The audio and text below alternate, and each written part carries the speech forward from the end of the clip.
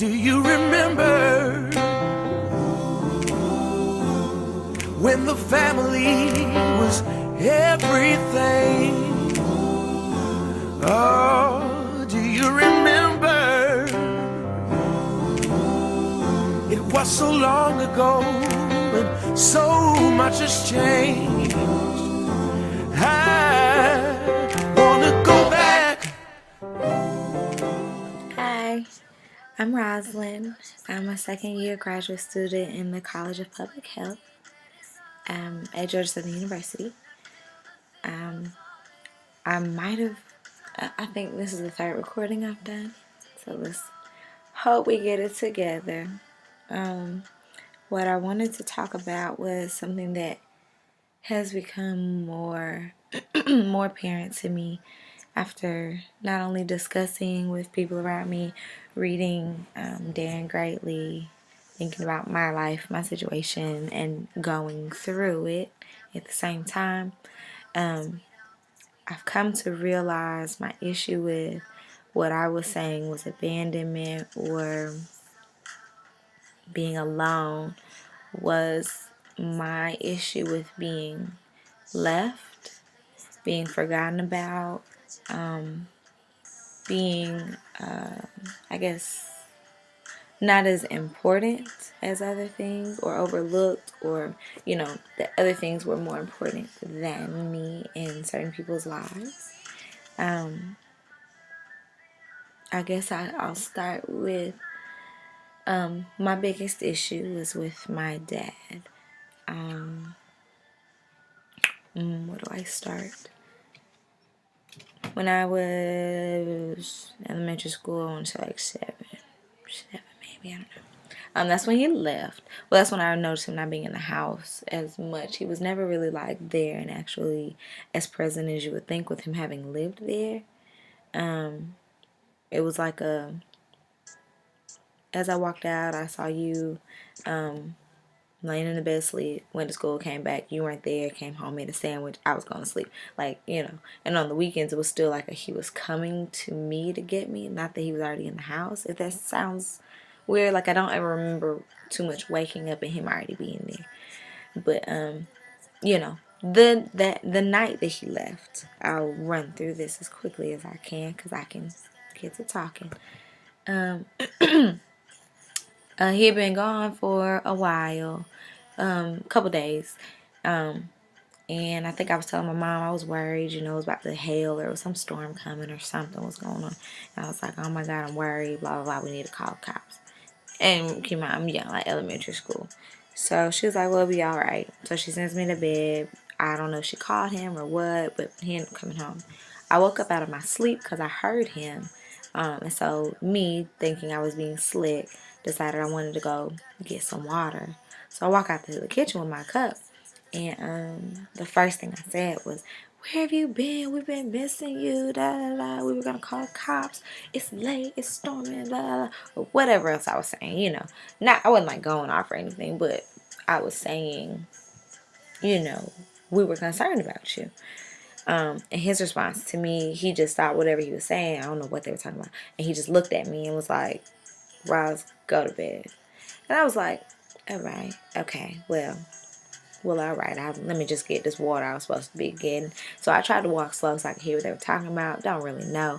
Clearly, we all know what they could have been talking about, I'm sure. The next day, woke up.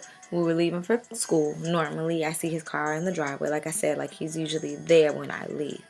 This time he was not there. Well, the car wasn't there. So we were backing out. I was like, Mom, where's Daddy's car? And she said, or I think I said, where's Daddy? Oh, excuse me. And she was like, wherever he decided to go live. And the moment she said that, I remember envisioning these like sitcoms and all these little fairy tale families, and or these families where divorce happened, but it was like that was supposed to be on TV, like that wasn't supposed to happen to me. And I started crying, like, well, what do you mean? And she was like, well, your dad decided he doesn't want to live here anymore, And so she turned around, she had tears in her eyes, and that made me cry even more because I never really saw my mom cry like that. But that was the day he left. And I think what I said to her that I remember, I was asking her like, well, was it my fault? Did I say like, was he mad because I yelled at him? Because remember I said I came out upset, and she was telling me no, of course. But from then on, of course he was never really around as much as he already wasn't, if that makes sense. But I think I've always been fighting for that to come back, for the following reasons. Number one, of course, every little girl wants her dad to be there, still love her. And of course, I was struggling with, was he mad at me? Is that why he left? And then not only was I struggling with that, I was struggling with the fact that following him leaving me, which is how I was taking it, my cousins, who I looked at like my older brothers, like they were my world. They were like my best friends. I mean, I might not have been their best friends, but they were like my best friends. Like I looked up to them. I wanted to go everywhere with them, because my brothers weren't down here. They were in Virginia. So this is who I hung out with when my dad was watching me or whatever. I would go to their house all the time, so I love them. Well, one day, well, I don't even know what happened. All I remember is that one day they just weren't in Georgia anymore. They moved. The whole family just up and left. And that's how it was told to me. Well, I want to go over there. Oh, they don't live here anymore. What? Like, so now I ain't got no friends. Like, my friends were their friends. Like, that's how I met my friends at the time. And when they left, I felt very alone. I'm the only child in Georgia. I'm the only child who was born in Georgia. I'm already the only child. And until I met my two wonderful sisters, Amira and Raven, I was, I was lonely. I dealt with that all the time. Sitting in the house, people at work, blah, blah, blah. But I really struggled with the fact that my cousins left me. And it seemed to be a chain of events of things that kept happening, and people kept leaving, and people kept forgetting what was there. Every holiday, we were all together. My cousins, my dad, my mom, and my mom's side, which was my aunt and my pop, and sometimes my uncle would come down. We were always together. And then within this, I don't know how many years span, maybe 2 or 3 years, my dad leaves me. My cousins leave me. My uncle gets a divorce from their mom. So then I was struggling with the fact that somebody told me one time, she's no longer your aunt, because she was married to my dad's brother. Like, that was our only connection. So now that they're divorced, she's no longer my aunt. And that bothered me, you know. They left. My uncle moved away. He was no longer in Atlanta. He moved to New York. It was like my whole family was falling apart. And it was like I was left with the core of what I grew up with, essentially my mom, my aunt, and my pop, which I love them to death. But things just changed so drastically, and it was unexplained. It was unexpected, and I never, even now we still do our holidays, but I still never get that. I don't get that feeling back of family. If that sounds, I know that sounds bad, but it's just the three of us in the house now, and it's like you can look around and you see the extra presents for people who don't come, or you see the empty spaces under the tree where we all bought each other one thing, and now there are less people to buy for now, or you buy something for somebody who you're not gonna see, and it's just like the emptiness is still very relevant and very apparent to me. Moreover, on that, I think since those years occurred, I've been fighting to get it back through every holiday that we've had. I want my family to come together. And then arises the issue that my family is not each other's family, right?